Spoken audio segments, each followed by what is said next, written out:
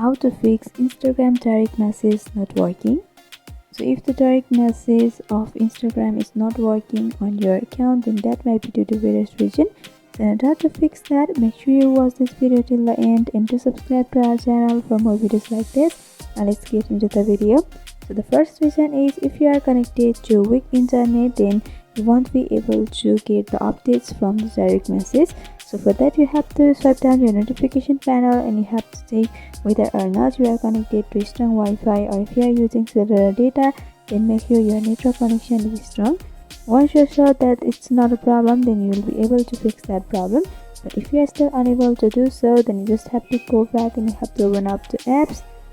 Here, simply press and hold over Instagram and go for app info. Under here, you have to go for notification and make sure all the notification, especially for the direct message, is on. By doing that, also you'll be able to fix your problem. And further, go for storage and cache, and you have to clear the cache. By doing that, your Instagram will be refreshed and you'll be able to fix your problem easily. So with these fixes, you'll be able to fix Instagram direct message not working. So I hope this video was helpful.